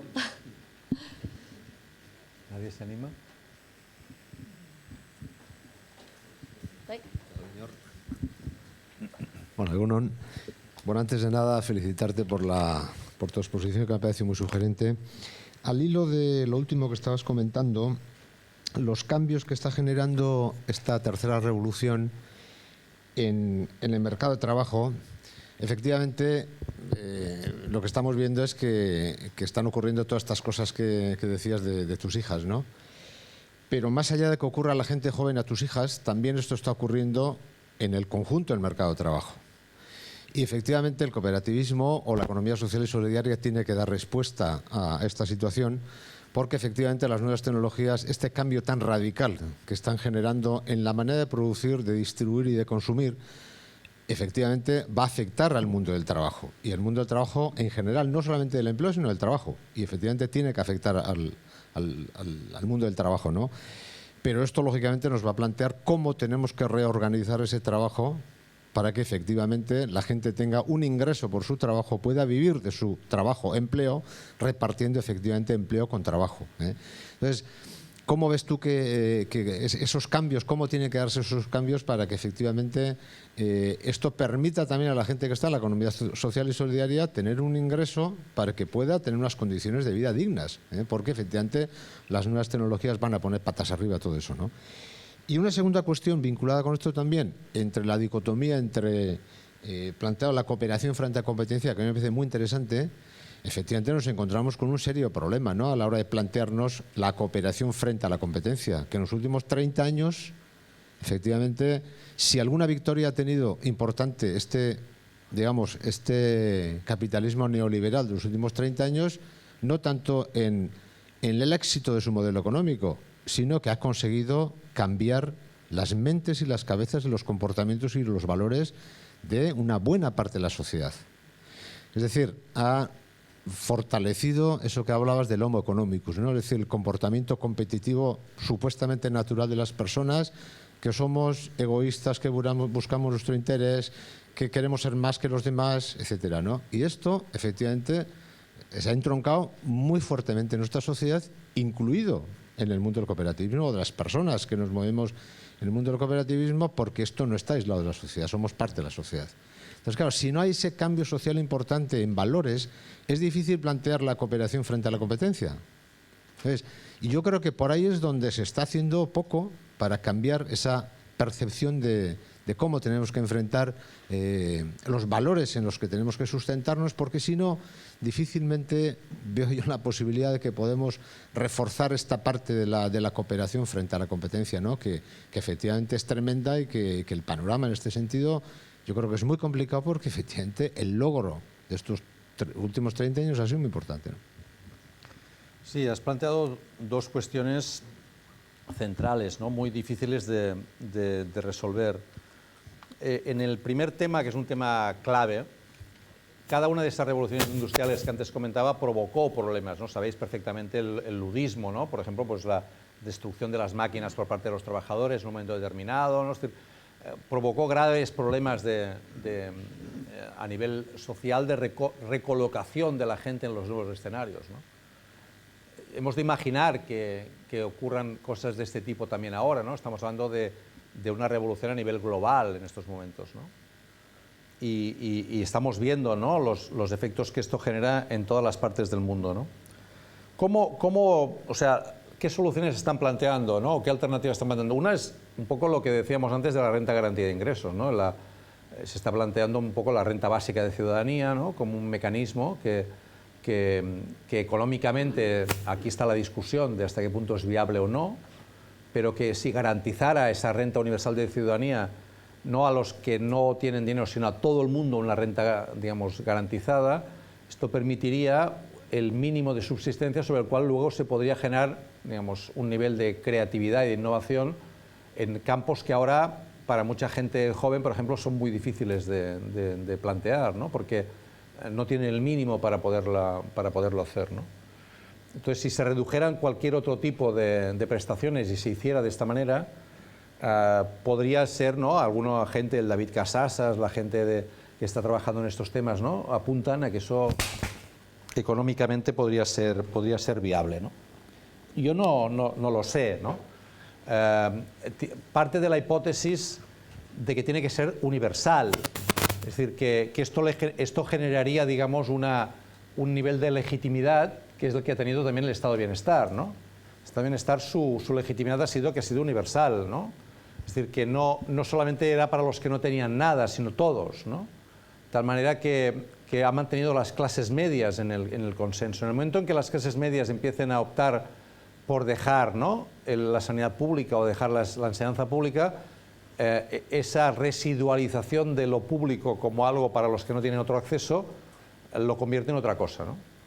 Entonces, si tuviéramos capacidades desde el punto de vista colectivo de mantener una renta garantía de ingresos universal, que todo el mundo tuviera acceso a la misma, esto podría modificar ciertas cosas, ¿no? Otro sistema que se utiliza en algunos países, por ejemplo en Japón, son muy conscientes a veces de que necesitas, para ser eficiente económicamente, a lo mejor eres muy ineficiente socialmente, ¿no? Por lo tanto, si en una obra pública se necesita solamente un trabajador, a lo mejor ponen 4 o 5, ¿no? Porque esto genera, digamos, unas dinámicas mejores que las que tú solamente cobres para no trabajar, ¿no? Sino que si trabajas tienes una dignidad, tienes unos horarios, tienes una forma de, ¿no? Entonces, esa incorporación de más gente al trabajo, a distintos trabajos, ¿no?, socialmente sostenibles, hacen que esto, por ejemplo, podríamos imaginar fórmulas de trabajo vinculadas a si no podemos llegar a la renta garantía universal y ciudadana para todos, a que esas rentas de ingresos tuvieran algún tipo, no de sanción, pero sí de trabajo colectivo, ¿no? Es decir, que se incorporaran formatos de trabajo que sean rentables. Esto también se ha probado, no ha funcionado del todo bien, ¿no? Es decir, ahí siempre hay problemas, ¿no? El tema es cómo garantizar esa subsistencia, ¿no? Entonces, Otro tipo de dinámicas se están buscando en fórmulas más territorializadas, ¿no? En cómo encontrar, ¿no?, en espacios territoriales determinados fórmulas de reciprocidad, de solidaridad, que son muy difíciles plantearse a otra escala, pero que a esa escala local sí que son posibles, ¿no? Generando, por lo tanto, un mercado local social más articulado y que sea capaz de mejorar la subsistencia del conjunto de esa comunidad, ¿no? Las monedas sociales, por ejemplo, es una dinámica que ahora se ha empezado, ya hace años que existe, ¿no?, pero que tienen algunos sitios ya tienen una cierta significación. Toulouse, ¿no?, tiene una moneda social bastante potente. Bristol, ¿no?, es una ciudad que tiene en estos momentos el Bristol Pound, ¿no?, que casi una cuarta parte de los empleados del Ayuntamiento de Bristol han aceptado recibir una parte de su sueldo en Bristol Pounds. Con lo cual ese Bristol Pound solamente puede gastarse en el mercado local, ¿no? Y por lo tanto eso genera dinámicas de articulación económica más potentes que si digamos, la gente compra en cualquier otra parte, ¿no? Entonces, ahora se está hablando, ¿no?, de esto también, por ejemplo, en Barcelona ahora se ha creado el comisionado, la primera vez que se crea un comisionado de economía cooperativa, social y solidaria, ¿no?, en el Ayuntamiento de Barcelona con Jordi Vía, ¿no?, como comisionado, ¿no?, que tiene una larguísima tradición en ARS, en el cooperativismo catalán. Álvaro Porro, que es el que llevaba hasta ahora el programa Starter, será el director también de este comisionado. Está Iván Miró. O sea que se va a hacer una inversión importante desde el punto de vista institucional en economía social, cooperativa, y se quiere trabajar en dinámicas también de cláusulas sociales en la capacidad de contratación del ayuntamiento, para generar también, digamos, procesos en que no sé, esto es difícil también porque la ley de contratos genera ciertas dificultades en esto, ¿no?, pero se están buscando fórmulas para encontrar, digamos, posibilidades de que se pueda dirigir, ¿no?, una parte del mercado de contratación pública también hacia elementos más sociales, ¿no? Yo no acabo de tener la respuesta a tus preguntas, que son preguntas centrales, ¿no? Deberíamos ser capaces de ver prospectiva, ¿no? O sea, en términos prospectivos, seguramente habrá ya lo está viendo, una clara, digamos, mayor intensidad de lo global y de lo local. O sea, se intensifican las dinámicas locales específicas que tienen que estar forzosamente conectadas a nivel global, ¿no? Por lo tanto, por ejemplo, esa red de ciudades que se llama Transition Towns, ¿no?, que trabajan en fórmulas de articulación de autosuficiencia energética, de dinámicas de cooperativismo a nivel de consumo, es una red muy potente localmente, pero que trabaja globalmente, ¿no?, en el aprendizaje también cruzado. Y eso es algo que antes era más difícil de hacer y ahora es más fácil de hacer, ¿no? Y eso puede ir generando fórmulas, ¿no?, de articulación que puedan dar respuestas más específicas a esto, que son grandes temas de la actualidad y que no tengo respuesta, ¿no? Clara, al menos. ¿Micrófono? Sí.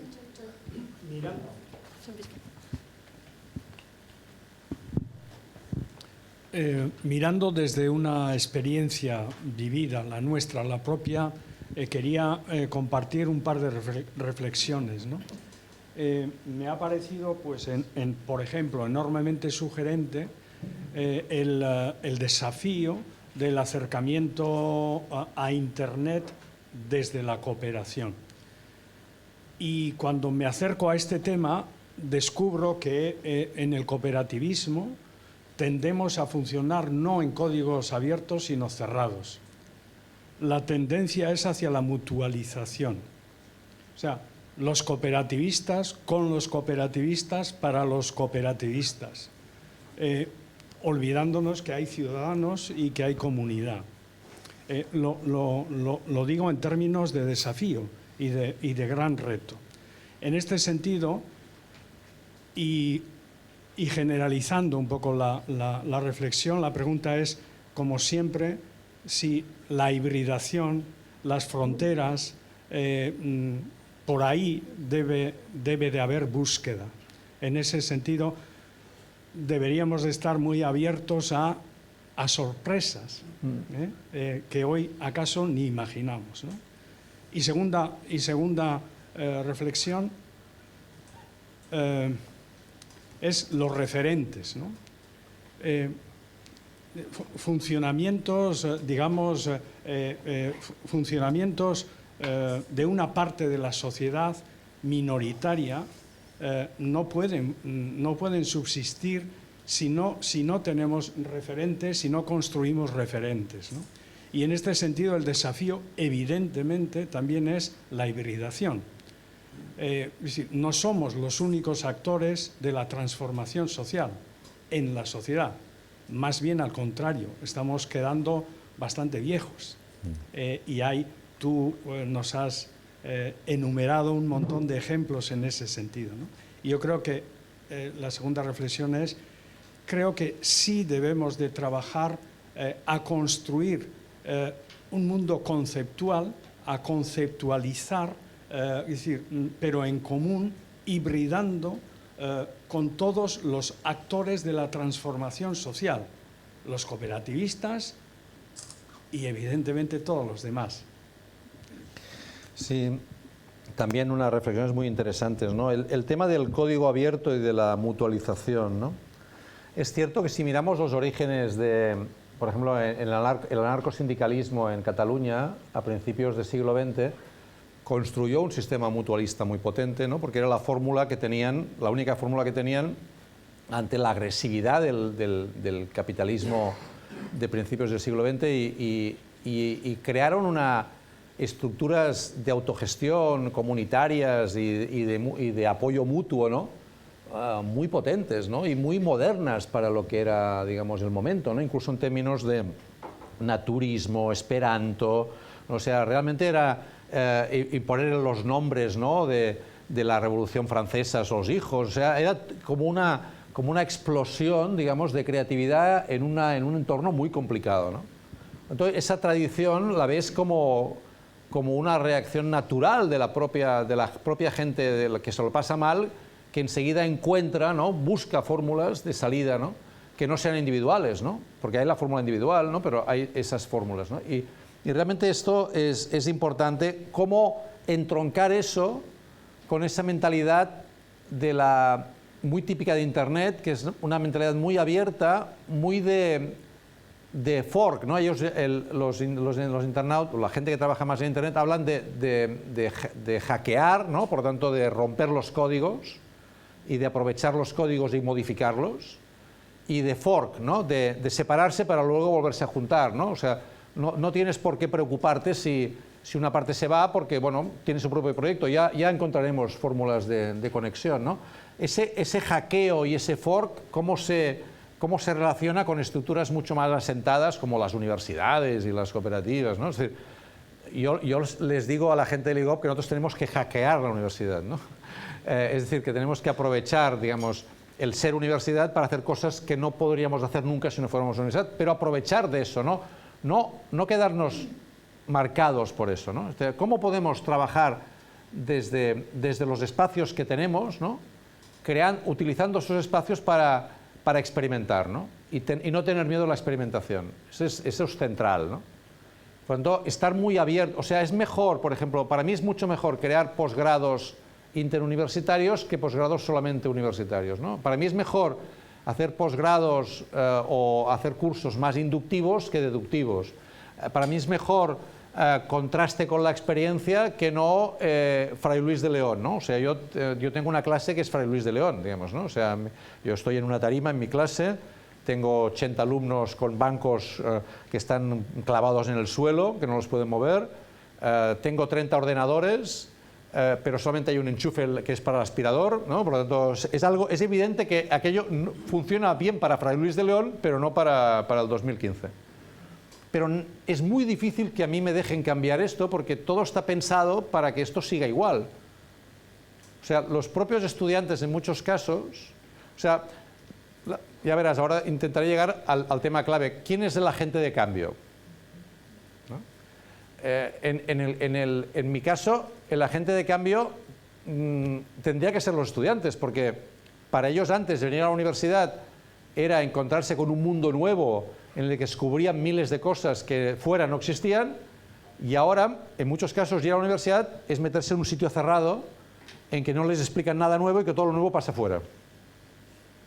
Esto es muy jodido, ¿no? Porque claro, o sea, digamos, si hemos convertido aquello en un espacio simplemente de validación de un título, ¿no? Nuestro único valor es el valor de cambio que tiene el título, esto en 2 días desapareceremos. O sea, yo no puedo, me acuerdo muy bien una frase que me dijo mi hija una vez que llegué tarde un jueves, mi hija pequeña, que tiene 23 años, llegué tarde a casa para ver Polonia, que es un programa de humor político bastante divertido que hacen los jueves, y llegué tarde y dije, hostias, no he podido ver Polonia. Dice, se giró y dice, papá, ¿tú ves la tele cuando la hacen? Que a mí me dejó plasmado, ¿no? Tú ves la tele cuando la hacen, ¿no? O sea, ella ni se le ocurría ver la tele cuando la hacen, ve la tele cuando quiere, el programa que quiere y tal. Entonces yo me empecé a preguntar, ¿hace falta ir a la clase de Subirats cuando la hace? ¿No? Porque si yo siempre hago lo mismo, entonces ¿para qué? ¿No? Yo cuando acabo de hacer, yo no utilizo PowerPoints, ¿no? Entonces, cuando hago en la pizarra todo el esquema y tal, siempre hay alguno que hace clic. Porque yo ya sé que al día siguiente estará en la web de Apuntitis, donde están mis apuntes del año pasado, los de este año. O sea, ya hay un negocio de apuntes 5 estrellas, tarifa premium, ¿no? de los años anteriores. O sea, claro, si yo no convierto mi clase en un acontecimiento, en algo único, yo seré rápidamente, digamos, redundante e insustituible. O sea, yo tengo que añadir un valor a mi clase que no sea simplemente el de explicar cosas que ya están en Wikipedia. Pero mis alumnos prefieren que lo explique yo porque ellos no tienen que buscarlo y porque yo les doy la pastilla que luego les voy a preguntar. Por lo tanto, ellos no son agentes de cambio. Yo tampoco soy agente de cambio porque para mí es más cómodo seguir haciendo lo que he hecho siempre. Por lo tanto, ¿por qué tengo que cambiar? Que es un lío. Mi decano, cuando le dije un día, oye, ¿por qué no me das, en vez de 2 clases de 2 horas, 2 días a la semana, digamos 2 días, lunes y miércoles, ¿por qué no me dejas todo un lunes por la mañana entero? Yo me monto la clase como quiero, vengo aquí, no vengo. Bueno, claro, es que la gente lo que dirá es que tú quieres venir solamente un día. O sea, él tampoco es un agente de cambio. O sea, nadie está interesado en que esto cambie. En cambio, yo creo que ha de cambiar, porque no tiene ningún futuro. O sea, esta es la pregunta que nos deberíamos plantear en cualquier organización, yo pienso, ¿no? ¿Tiene futuro lo que hacemos? ¿No? Es decir, en este espacio en el que entramos, ¿cómo podemos replantearnos cosas, salir de la zona de comodidad? Estamos en una zona de comodidad. Yo estoy muy cómodo y mis alumnos están cómodos y el decano está cómodo, pero esto no funciona. O sea, porque esa zona de comodidad tiene la fecha de caducidad inscrita en esa comodidad. Entonces, ¿cómo logramos, ¿no? Sacudir esas organizaciones, ¿no? Y hacerlas pensar en otro término, ¿no? Y la idea de código abierto es muy importante, ¿no? Incluso el conocimiento abierto, ¿no? Por ejemplo, hay la London School of Economics, que es una institución de mucho prestigio, en términos de ciencia política ahora, por ejemplo, constantemente está incentivando a sus profesores que en vez de publicar artículos en los journals, que los pueden seguir publicando, que no lee nadie, que hagan post en la web de la London y que estén presentes en el debate, ¿no? The Guardian, este periódico inglés tan importante e influyente, ¿no? Decía, han reducido a la mitad los ingresos de los departamentos de humanidades de investigación, ¿no? El presupuesto de investigación de los departamentos de humanidades en Gran Bretaña. ¿Quién se ha quejado? Decía The Guardian. Los departamentos de humanidades. Conclusión, pueden seguir reduciendo el presupuesto, porque si los únicos que se quejan son los que hacían la investigación y esa investigación no tenía sentido para nadie más, entonces ¿para qué?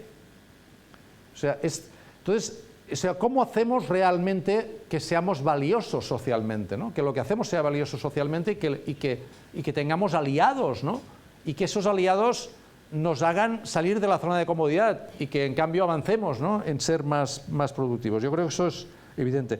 Y el otro tema que decías de los referentes. Yo creo que antes lo decía el primer interviniente, ¿no? La hegemonía que ha conseguido, ¿no? Una ideología determinada, un pensamiento determinado.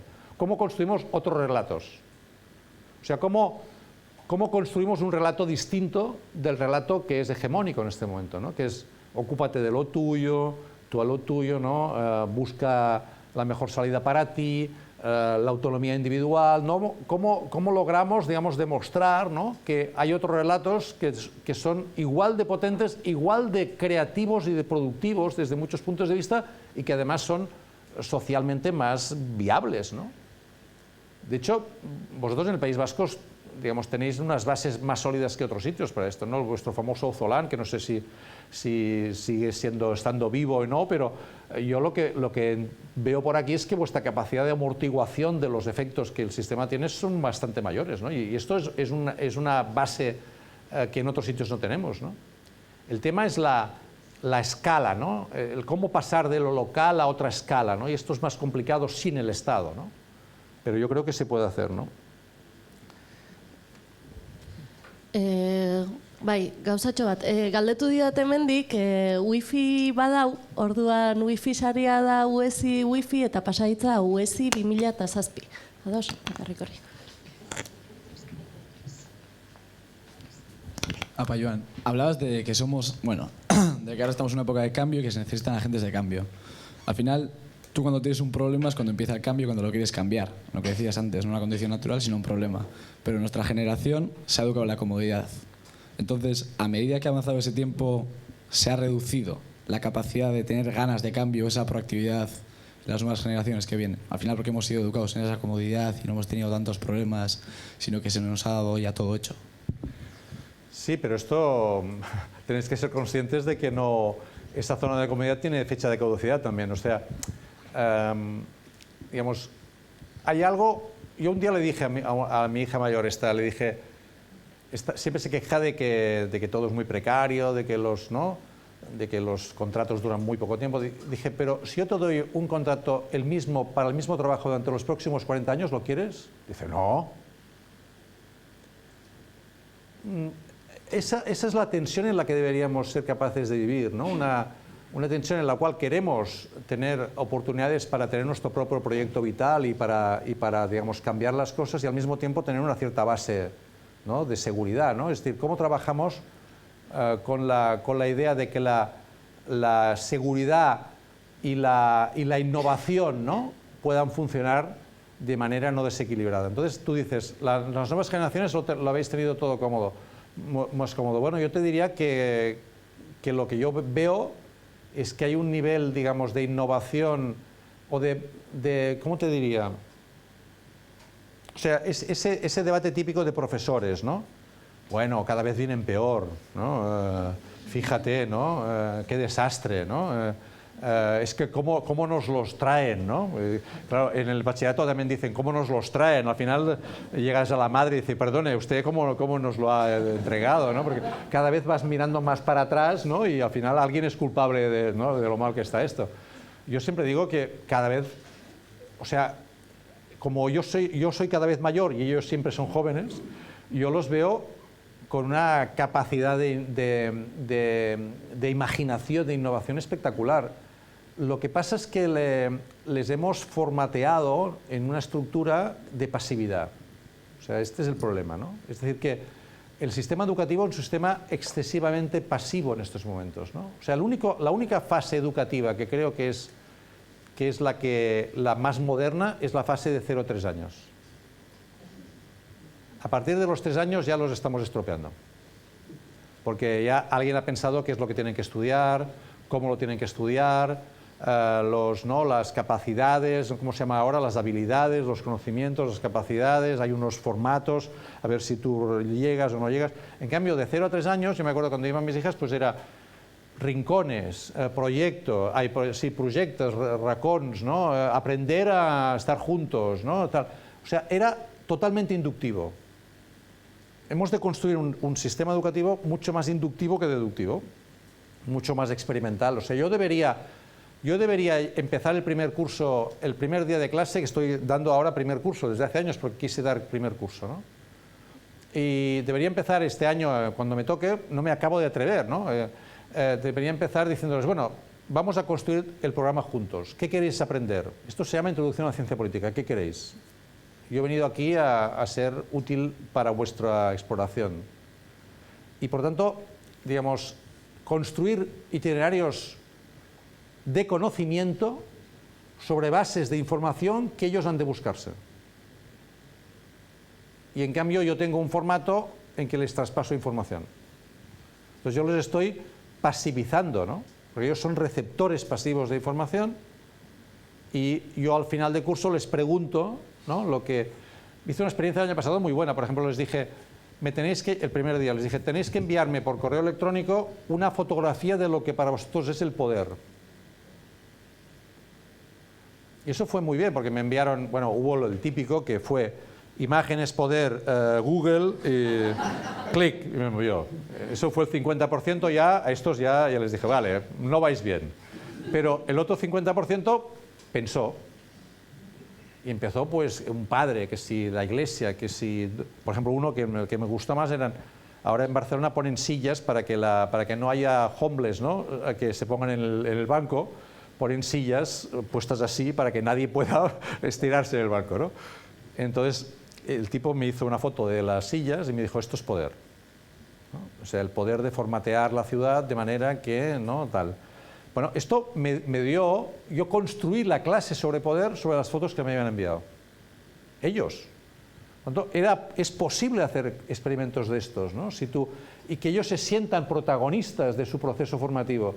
Entonces la comodidad es menor porque tú no estás pasivo, ¿no? Entonces, ¿cómo construimos gente que no le digas que tiene que ser innovadora y emprendedora, sino que su propio proceso formativo le acompañe y que entienda que es mejor incluso trabajar en grupo que individualmente? Por ejemplo, otro experimento que puede hacerse, ¿no?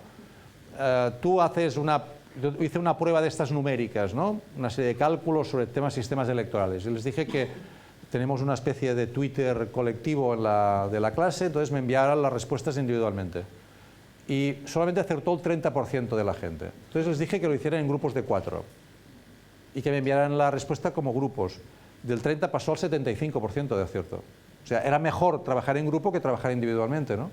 Bueno, pues esos son elementos que si los vas practicando van generando dinámicas de aprendizaje distintas también, ¿no?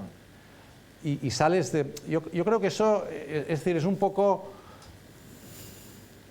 los tiempos que vienen no permiten comodidad. Esta es un poco la conclusión. Y si queremos seguir en la comodidad, acabaremos siendo reactivos, defensivos y xenófobos. Porque, digamos, defenderemos lo nuestro y lo nuestro y lo nuestro y acabaremos encerrados en lo nuestro, ¿no? Y eso es una visión reactiva y defensiva.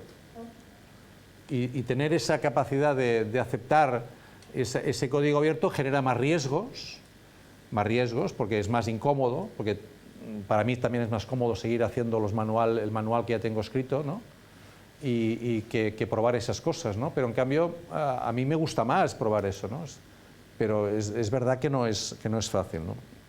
No sé si te he contestado, ¿no? Pero quiero decir que esta es la reflexión que me ha ocurrido. Kaixo, muchas gracias. O sea, a mí me ha encantado la ponencia.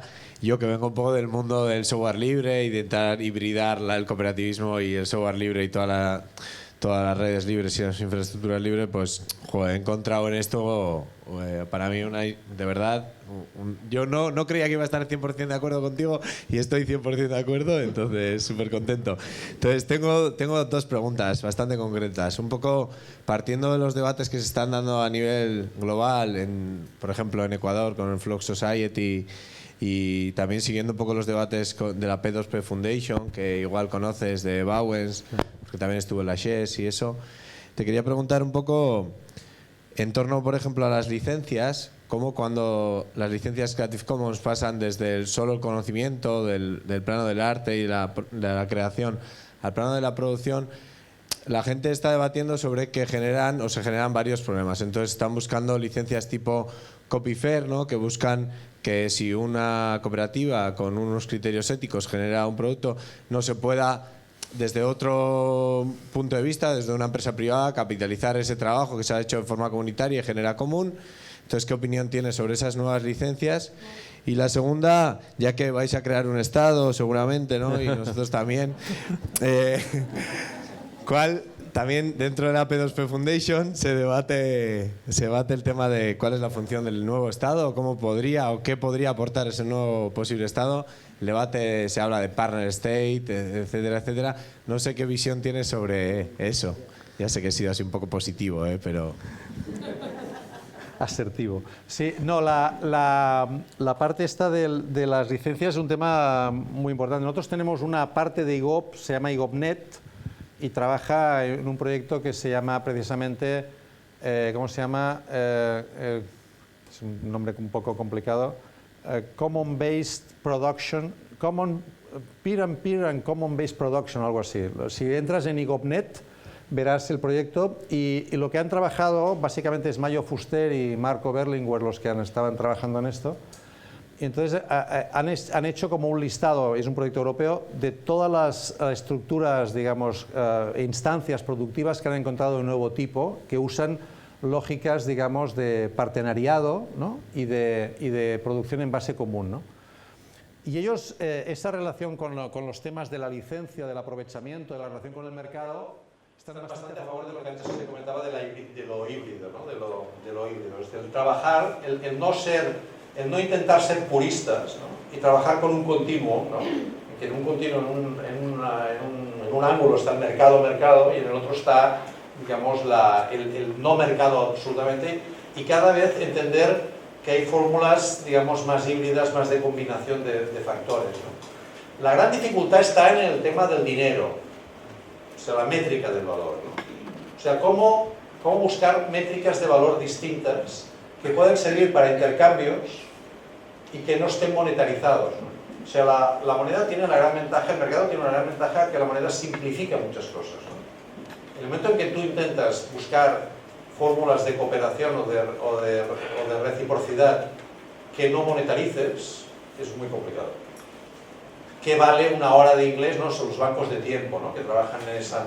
Y eso es donde la innovación debería ser más importante, ¿no? Porque seguramente el capitalismo también está interesado en eliminar el dinero, ¿no? O sea, ahora el dinero, quiero decir, cash, ¿no? Eliminar el dinero cash, ¿no? Y busca fórmulas cada vez más intensas para generar procesos de control y de financiarización basada no en dinero contante, sino en dinero virtual, ¿no? Y incluso hay gente que opina que para mejorar las capacidades de consumo de la gente, porque la gente no consume como debería consumir, según el sistema capitalista actual, entonces hay gente que está dispuesta a dar dinero, o sea, a darte 100 que tú tengas que devolver solamente 95, siempre que quedes endeudado. O sea, la idea sería el endeudamiento constante, ¿no? Y eso, por tanto, el tema del dinero es un tema que va a convertirse en central. De hecho, hay este anarquista americano, David Graeber, ¿no? Que ha hecho un libro importantísimo sobre dinero, en el que hace toda la evolución del dinero, porque es clave, ¿no? Entonces, ¿cómo construir métricas de valor distintas, ¿no? Las monedas sociales, métricas del mercado social, ¿no? Los ecos, ¿no? Y cómo trabajar en dinámicas que permitan buscar fórmulas de articulación, ¿no? De mercado alternativo, ¿no?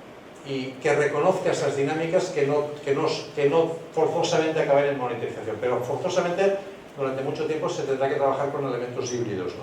Y lo del copy-fair me parece una experiencia muy interesante, ¿no? El tema del Estado es un tema complicado, ¿no? También, en el sentido, no, por ejemplo, es cierto que empieza a haber experiencias, o sea, los nuevos movimientos sociales trabajan en códigos distintos de los anteriores, ¿no? El caso que ya conocéis, supongo, es Som Energia, ¿no? Som Energia es una cooperativa de distribución energética que surgida más bien del mundo ecologista, que no solamente se dedica a intentar incidir en la legislación sobre energía alternativa, etcétera, o de resistir, ¿no? Que se generen, digamos, transformaciones en las líneas de muy alta tensión o lo que sea, sino que no solamente hace incidencia y resistencia, sino que construye disidencia. O sea, si hacemos un triángulo, diríamos incidencia, resistencia, disidencia, ¿no? La PA es otro ejemplo de esto, ¿no? Porque la PA, digamos, hace una ILP para cambiar las leyes del mundo de las hipotecas, etcétera, resiste, hace scratch, resiste hipoteca, resiste, digamos, desahucios, pero crea también la obra social de la PA y construye, digamos, ocupa edificios y coloca familias. Por lo tanto, esta idea del son, del podemos, de la idea, digamos, de la primera persona del plural, esto es una cierta innovación en los momentos que implica, de alguna manera, un cambio en la relación con la institución. Porque la institución hace o no hace, pero nosotros hacemos. Y esto genera otras dinámicas, ¿no? Y es más posible hacerlo, ¿no? Porque puedes también articularte más globalmente, aprender de esa experiencia, etc., ¿no? Creo que eso yo creo que le da otro papel. Ahora, esto implica cambios en las relaciones de poder. Yo os voy a explicar un ejemplo y acabo. Hay un instituto al lado de Manresa, de un pueblo que se llama Sant Joan de Vilatorrada, donde este verano pasado los padres, el AMPA de la Asociación de Madres y Padres pidió una ayuda para arreglar a la Generalitat y el Consejo Escolar unas cuantas paredes que estaban despintadas, arreglar el aula de informática, eran 5.000 euros. Y la Generalitat dijo que no tenía presupuesto porque no estaban en una situación de recorte, etcétera, y que no les debe dar. Entonces ellos decidieron, como un padre era pintor, el otro no sé qué y tal, ¿no? Se pusieron de acuerdo con unos cuantos padres y madres, un grupo de profesores, algunos alumnos de segundo de bachillerato, e hicieron ellos durante 2 semanas, ¿no? Estuvieron arreglando aquello. Mientras lo hacían, iban diciendo, ¿ves?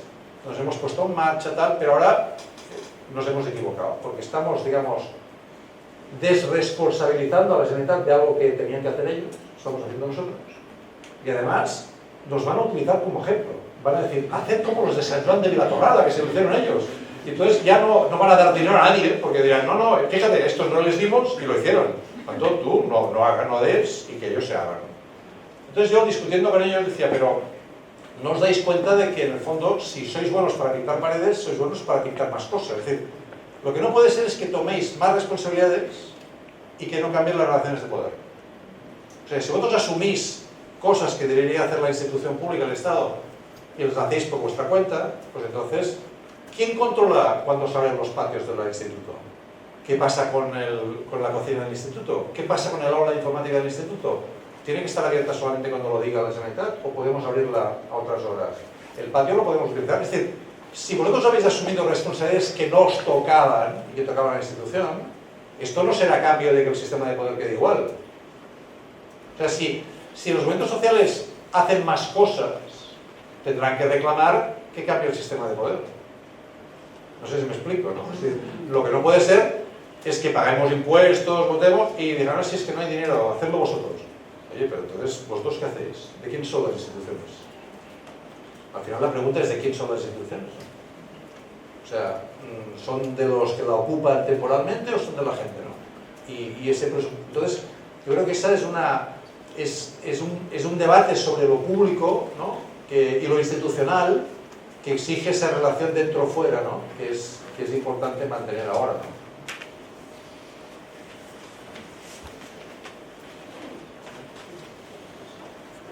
Gracias,